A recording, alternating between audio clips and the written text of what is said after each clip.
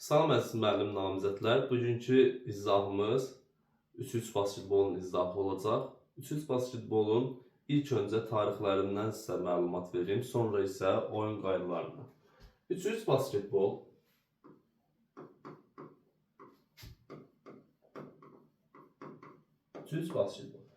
basketbolun digər adı streakboldur. 3x basketbol 1980-ci ildə təxminən yaranıb. 1980-ci il. Bunun konkret bir tarixi yoxdur. Sadəcə 1980-ci il kimi götürülür.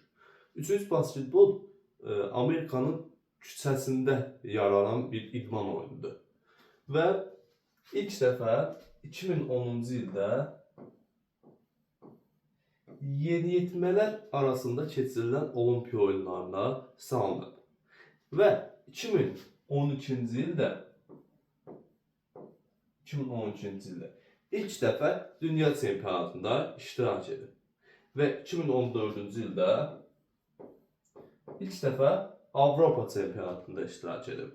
Və əlavə olaraq 2017-ci ildə olimpiya oyunlarına daxil edilib 2017-ci ildə. 2020-2021 Tokyo yay olimpiya oyunlarında ilk dəfə 3x basketbol olimpiya oyunlarında iştirak edib. Tokyo yay olimpiya oyunlarında keçirilən olimpiya oyunlarında iştirak edib. Və 2025-in mix sualı olub.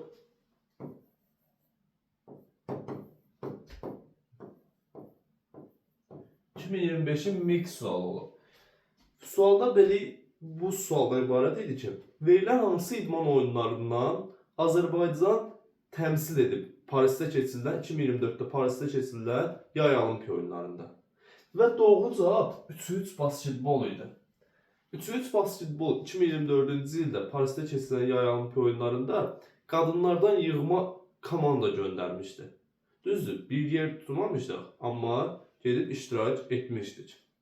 Və 2017-ci ildə Azərbaycanda keçirilən 4-cü İslam həmrəylik oyunlarında 3x basketbol üzrə həm qadınlar, həm də kişilər qızıl medal qazanmışdır. Yadınızda saxlayın.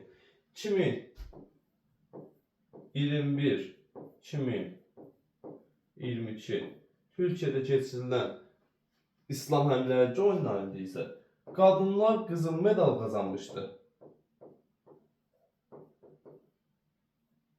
Kişilər isə gümüş medal. Və sual düşsə ki, Azərbaycan ən uğurlu cəhdi 3x basketbol üzrə hansı olub?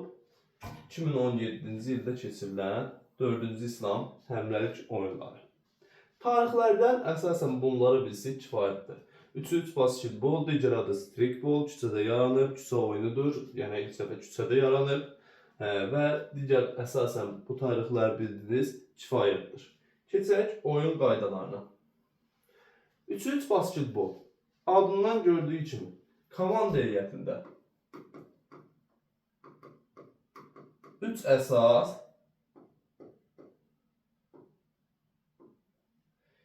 bir isə ehtiyat oyuncusu var. Bir də ehtiyat. 3 əsas, bir ehtiyat.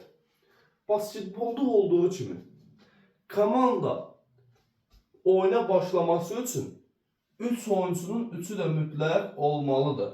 Komanda oyuna başlaması üçün. Ehtiyatsız gələ bilər. Ehtiyat gətirməsiz olar. Amma oyuna başlayan zaman 3 əsas oyuncunun 3'ü də olmalıdır.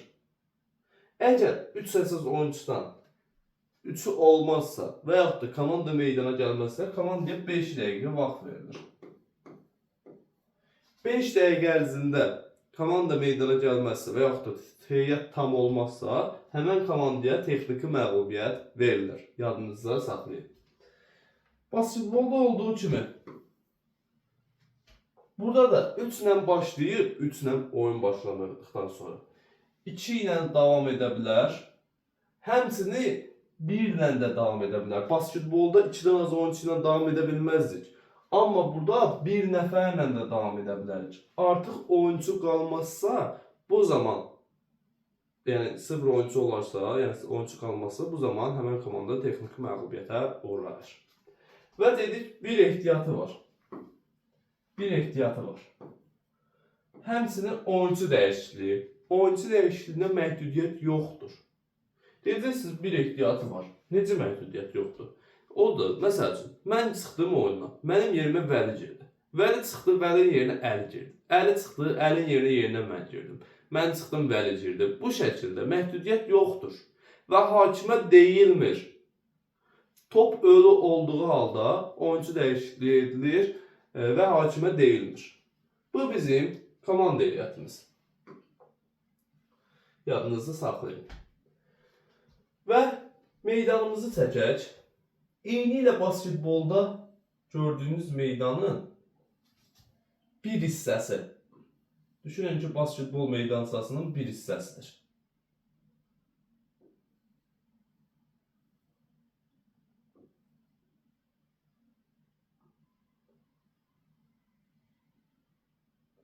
Basketbol meydançasının bir hissəsi. Bu da bizim 6.75'lik qırmızı çəkdiyim. Qırmızı çəkdiyim xətt. 6.75'lik xəttimiz. 5.80'lik xətt və s. Meydanımızın ölçüsü. Eni 11 metrədir. Uzunluğu isə 15 metrə.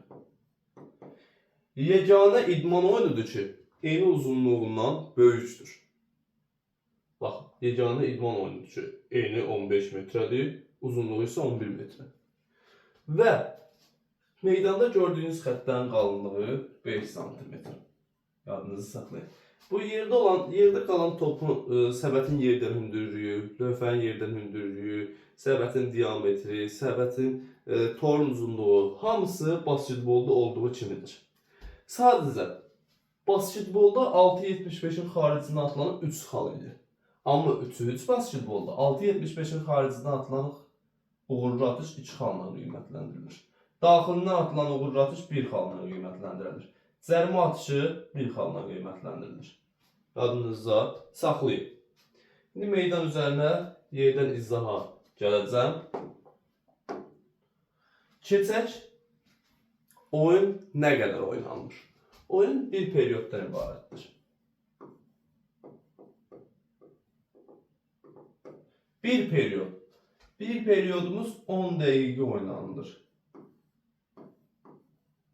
10 dəqiqə. Bir periyodumuz 10 dəqiqə oynanılır.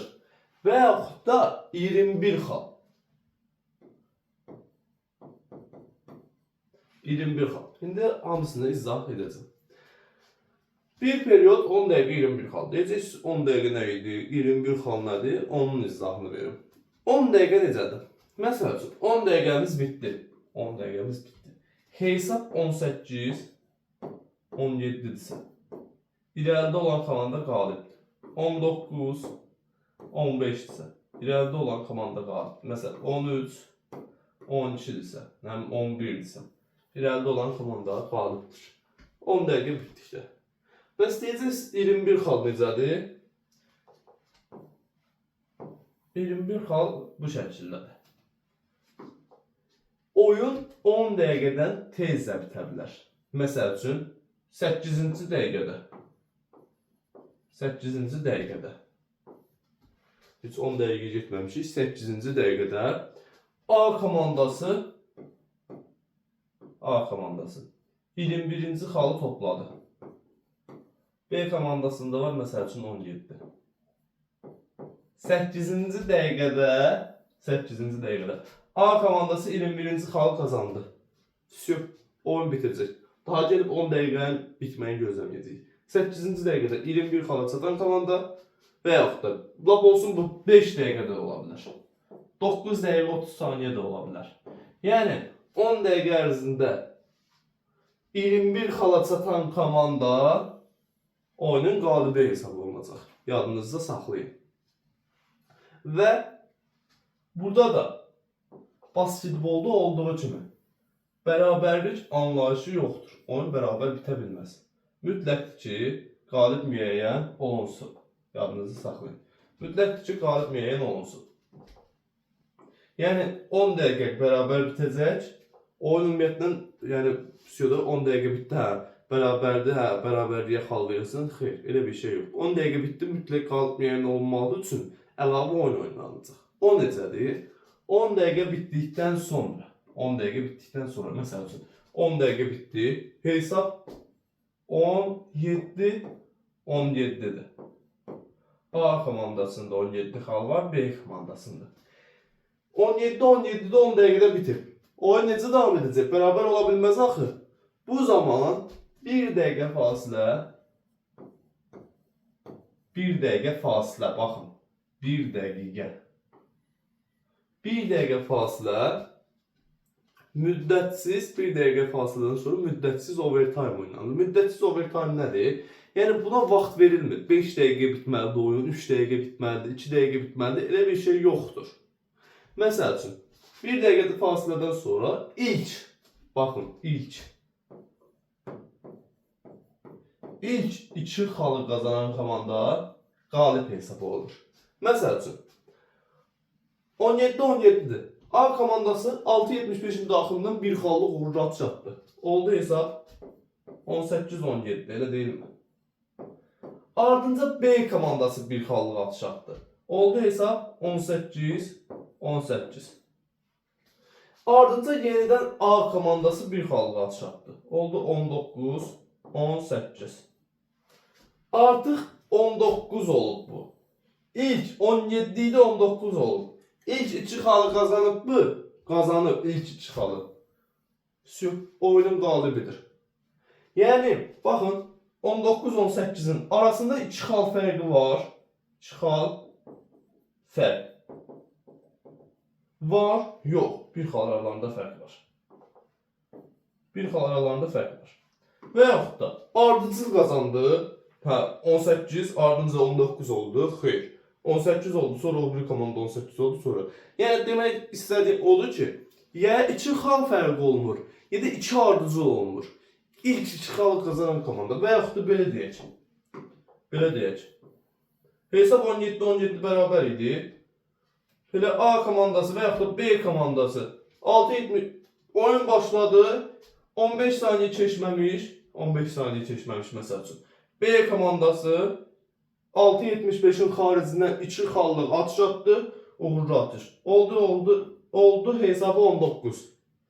İlk 2 xalı qazandığına görə avtomatik oyunun qalibidir.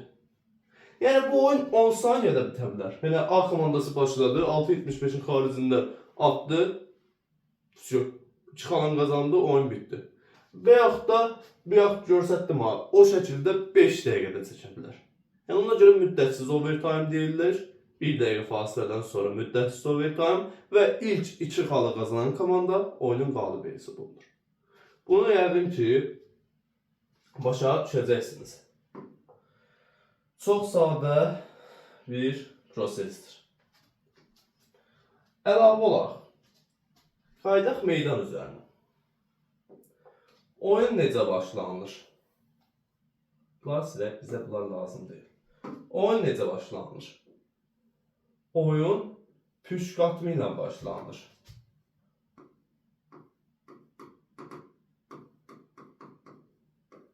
Püşqatma ilə başlanılır. Vurup bir meydanda oynanılır. Yeganə idman oyunu ki, bir meydanda oynanılır. Meydan eyni uzunluğundan böyükdür. Və püşqatma ilə başlayacaq. Deyəcəksiniz ki, püşqatma niyə olsun ki, daha bir meydanda oynanılır. Püşqatma niyə olur? Oyuna ilk kim başlayacaq? Onu müəyyən etmək üçün. Püşk atılır. Püşkü qazanan komanda ya bu 10 dəqiqəlik, yəni əsas hissənin başlanğıcında oyunu başlayacaq. Püşkü qazanan komanda ya indi başlamağı seçsək, ya da oyun bərabər gedərsə 1 dəqiqəlik overtime-da başlamağı seçsək. Məsəl üçün, A komandası püşkü qazanır. A komandası. A komandası oyunu başlamağı seçir. Oyun necə başlanılır? Oyun jackball-la başlanılır. Jackball-la. Yadınızdan saxlayın. Bunları silək.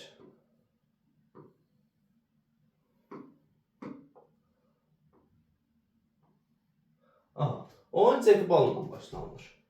Cekbal nədir? A komandası, məsəl üçün, püşü qazanıb hücumu seçir. Hücum edən komanda həmişə dayanır 6.75-in xaricində. Bunun da səbəbi niyyədir? Onu irəli gedişatda biləcəksiniz izah olunduqca. A komandası dayanır 6.75-in xaricində. Bunu kiçik yazaq H hərfi. Yəni hücum edən komanda. B komandası da dayanır müdafiə, yəni 6.75-in daxilində. Orada da kiçik bir M yazaq. Və aralarında minimum 1 metr məsafə olmalıdır. Minimum 1 metr. Adınızı saxlayın. Hakim də dayanır burada. Məsəl üçün. Hakim topu atır B komandasına. 6.75-in daxilində dayanan müdafiə olunan komandaya. Və müdafiə olunan komanda B komandası da topu götürür, atır A komandasına. A komandası topu götürdükdən sonra hücumçu artıq hücumunu qurur. Bir səbətdə axı. Bu B komandası avtomat olaraq səbətli qoruyur. A komandası da hücuma gedir. Və A komandası topu atarsa səbətdən xalını qazanacaq, top keçəcək B komandasına. Bunlarda izahını edəcəm. Və hücuma verilən vaxtda 12 saniyədir. 12 saniyə. Necə ki, basketbolda hücuma verilən vaxt 24 saniyə idi ha. Burada da hücuma verilən vaxt 12 saniyədir. Yadınızda saxlayın. A komandası başladı hücuma, 12 saniyə hücumunu quracaq. Oyun bu şəkildə başlayır. Elə söhbət açılmışsa, bu cekbaldan oyun nə zaman başlayır? Cekbaldan o zaman başlayır ki, top, yəni overtime oynanırlarsa, yəni əlavə hissə oynanırlarsa, time-out'a gedib qayıtdıqdan sonra mübahisəli top olarsa, yadınızda saxlayın. Top verilir müdafiə olunan komandaya və müdafiə olunan komanda gəlir cekbaldan başlayır. Mübahisəli top olarsa. Elə qayda pozuntular var ki, cərimə atışı verilmir. Həmən o cərimə atışlar verilməyən qayda pozuntularda oyun gəlib cekbaldan başlanılır. Və bir də oyunun başlanğıc zamanı. Yadınızda saxlayın bunları. Gəldik. Deyəcəksiniz ki, müəllim, bunu başa düşdüm. Bəs A komandası topu səbətdən keçirdi. Bəs oyun necə davam edəcək? Baxın, A komandası topu atdı, səbətdən keçdi. A komandası. Topu atdı, səbətdən keçdi. Bu zaman oyun dayanmır. Oyun elə davam edir. Necə davam edəcək? A komandası gəldi, topu atdı, səbətdən keçdi. Elə A komandası şərait yaradacaq ki, daha gedim mən təzədən topu götürüm, səbət atım olmaz. Daha nə oldu? Elə atım, tutum, təzədən atım. Elə olmaz axı. Şərait yaradacaq ki, B komandası, müdafiə olunan komanda topu götürsün və 6.75-in xaricinə çıxarıb hücumunu qursun. Baxın, yadınızı saxlayın. Oyun dayanmır. Elə müdafiə olunan komanda topu tutur, mütləqdir ki, 6.75-in xaricinə çıxıb hücumunu qursun. Və B komandası, yəni müdafiə olunan komanda topu tutduğu an, müdafiə olunan komandaya da 12 saniyə vaxt açılır ki, 12 saniyə ərzində hücumunu qursun. Və həmçinin 12 saniyənin içərisində 5 saniyə qaydası açılır. Burada 5 saniyə qaydası da var. O 5 saniyə qaydası nədir? Məsəl üçün, B komandası, müdafiə olunan komanda topu tutdu, 5 saniyə ərzində arxası səbətə doğru topu dribbling, yəni çilgərək 5 saniyə ərzində 6.75-in xaricinə çıxartmalıdır. 5 saniyə ərzində xaricə çıxardıb və hücumunu quracaq. O ümumi vaxt da 12 saniyə olacaq. Elə 3 dənə saniyə qaydası var. İkisini dedim, bir dənəsi də 3 saniyə qaydası. Eyni ilə basketbolda olduğu kimi. Yəni hücum edən, yəni müdafiə edən komanda, yəni 3 saniyədən artıq səbətin altında dayana bilməz. Yadınızda saxlayın. Cekbalda necədir? Necə başlanılır və oyun gedişatında səbətdən top keçirilərsə necə davam edilir? Onların hamısını bildik. Yəni sadə nüanslardır. İnanıram ki, bir problem yoxdur. Əgər sualınız olarsa, yəni video izləyən müəllim namizədlər, sualınız olarsa Elə mənim WhatsApp nömrəmdən əlaqə saxlayıb suallarınızı verə bilərsiniz və izahını yenidən verəcəyim. Əlavə olaraq hal-hazırda sentyabrda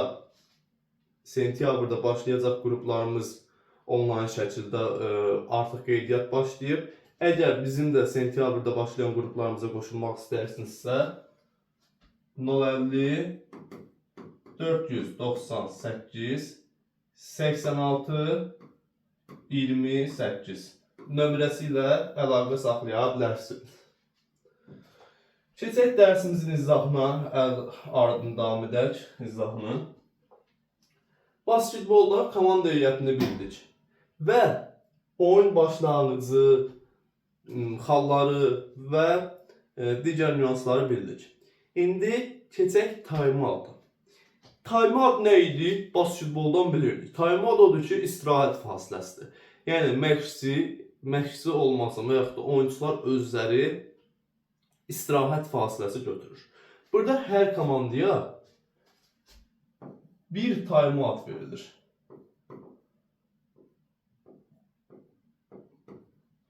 Və time-out'un vaxtı 30 saniyədir. 30 saniyədir. Onu da bildirim ki, time-out'u oyuncular özləri götürür. Burada məşqçi olmur. Oyun ərazisinə məşqçi buraxılmır. Heç oyunu izləmək üçün tribünadan izləməyə də icazə verilmir məşqçiyə. Yadınızda saxlayın. Sual düşər ki, məsəl üçün çaşdırıcı olaraq. Məşqçiyə nə zaman texniki faul verilir? Avtomatik hansı variantı axtaracaq? 3-3 basketbolda məşqçi olmur. Bu qədər sadə. Yadınızda saxlayın. Hər komandaya bir time-out verilir. Time-out'un vaxtı 30 saniyə. 10 dəqiqə ərzində. Yəni 10 dəqiqə dedikdə ümumi oyun ərzində. Bir periodumuz 10 dəqiqə oynanır da bilirik. 30 saniyə. Baxın, yadınızda saxlayın. Basketbolda belə idi ki, əlavə hissə oynanılarsa, əlavə hissə üçün bir time-out verilirdi. Amma burada elə deyil. Burada bir dənə overtime oynanılır. Bu əsas hissədə götürülməyən time-out'u əsas hissədə götürməmişəmsə, overtime'da götürə bilərəm. Əgər əsas hissədə götürmüşəmsə, overtime üçün time-out vermirlər. Daha overtime'da, yəni mən time-out'dan istifadə etməyəcəm. Yadınıza saxlayın. Bu da bizim time-out'umuz.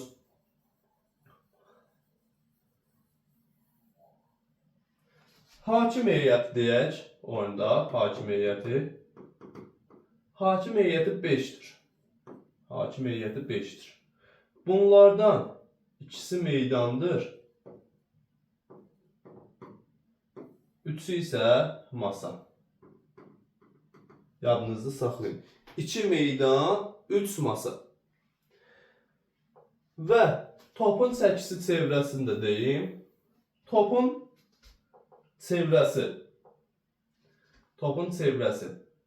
580 620 millimetr çevrəsi.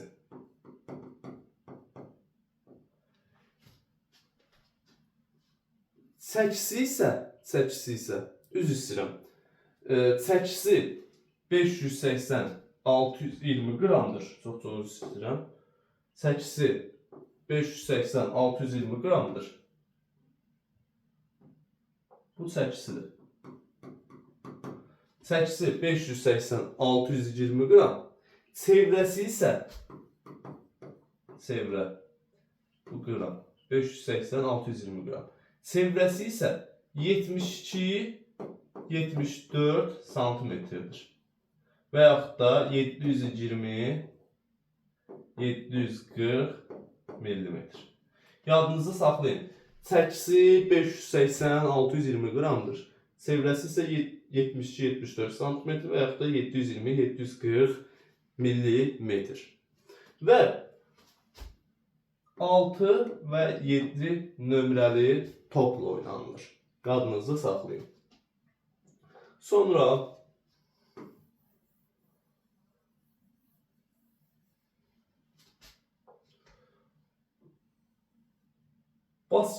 üç basketbolda komandanın faul limiti, oyunçunun faul limiti.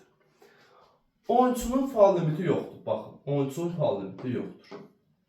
Oyunçunun yoxdur. Komandanın faal limiti isə 6-dır.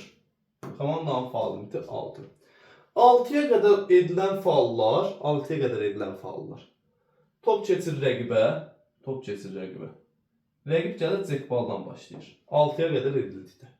6-dan sonra necə olacaq? Məsəl üçün 7, 8, 9. Bunda necə olacaq? 7, 8, 9-da, məsəl üçün A komandasının faal limiti olub, komandasının faal limiti olub 7, 8, 9. Avtomatik olaraq B komandası gəlir, 6, 5-80-likdən 2 cərimə atışı atır. Yadınızda saxlayın. Amma bəs 10, 11 və daha çox olarsa necə olacaq? Bu zaman, məsəl üçün, B komandasıdır. B komandası faal limiti 7-8-9-dur. A komandası gəlir 5-80-likdən 2 cərimə atışı atır. Amma B komandası artıq 10-11 oldu. Bu səfər A komandası gəlir 5-80-likdən yenə 2 cərimə atışı atır.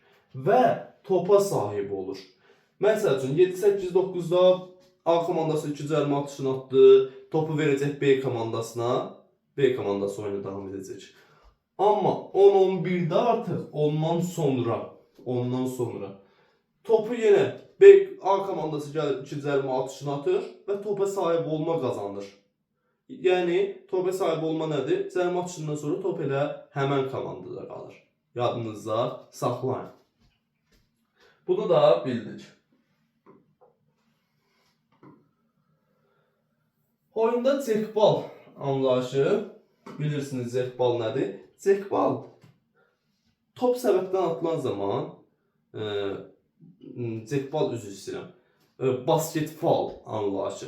Basketbol anlayışı var. Basketbol nədir? Məsəl üçün, topu səbətdən atdım. Top səbətdən keçdi. Top səbətdən keçəndə basket adlanır. Faul nə idi? Faulda qayda pozuntusudur. Bunların ikisinin birləşməsindən basketbol yaranır. Məsəl üçün, mən topu attım səbətə. Mən topu attım səbətə.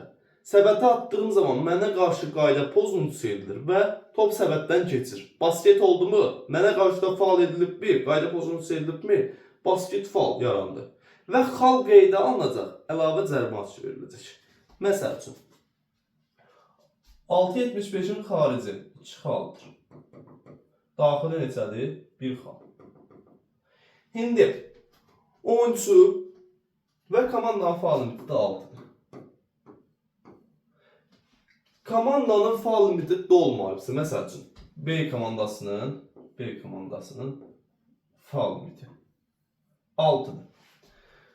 A komandası topu səbətə atan zaman, yəni ümumiyyətlə bilirik ki 6-dır, komandanın qayda pozuntusu 6-dır. Və B komandasının da faal limiti 3-dür. 3-ün edib artıq. Və A komandası 6.75-in daxilindən, xaricindən və yaxud daxil və yaxud xaric topu atan zaman A komandası B komandası ona qarşı qayda pozuntusu edir və top səbətdən keçir. Top səbətdən keçdiyinə görə 2 xal və yaxud da 6.75 daxildirsə 1 xal qeydə alınır, plus 1 cərimə atışı verilir. Yəni A komandası gedib əlavə 1 cərimə atışı atacaq. Niyə?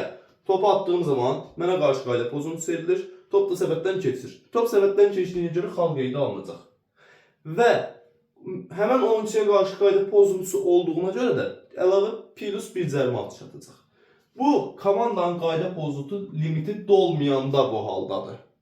Və top səbətdən keçməsəydi, attığım zaman top səbətdən, mənə qarşı qayda pozuntusu edilir, top səbətdən keçməsəydi, xaricdə olduqda 2 cərimə atışı, xala görə, daxildə olduqda isə 1 cərimə atışı.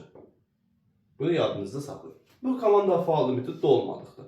Bəs komandanın faal limiti dolsaydı necə olacaqdı? Məsəl üçün 7-dir.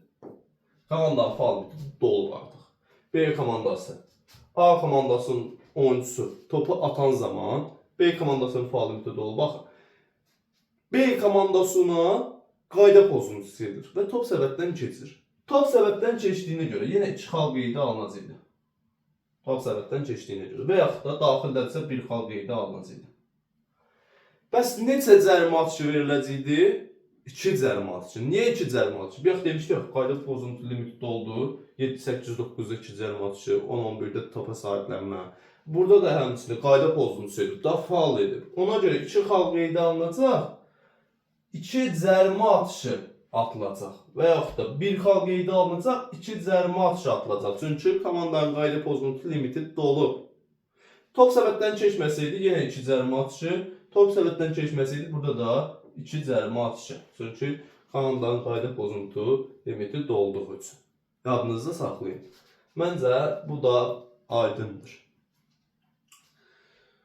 Faullardan danışaq. Faullardan. Texniki fauldan danışmaq istəyirəm. Texniki faul bilirsiniz nə olan bir şeydir. Basketboldan bilirsiniz. Texniki faulda burada oyunçu hər texniki faul etdiyinə görə bir cərimə atışı verilir. Bir cərimə atışı. Və basketbolda bilirdik ki, oyunçu 2 texniki faul edərsə oyundan kənarlaşır. Hər texniki faula görə bir cərimə atışı verilir. Amma 3-3 basketbolda texniki faula görə oyunçu oyundan kənarlaşdırılmır. Sadəcə bir cərimə atışı verilir. Və top da, yəni oyun da qaldığı yerdən davam edir. Son olaraq kim deyilsə ona verilir. Qeyri-idman faulu. Qeyri-idman faulu. Qeyri-idman faulunda oyunçu 2 qeyri-idman faulu alarsa, oyundan kənarlaşdırılır. Basketbolda eyni ilə olduğu kimi. Hər qeyri-idman faula görə də 2 cərimə atışı verilir.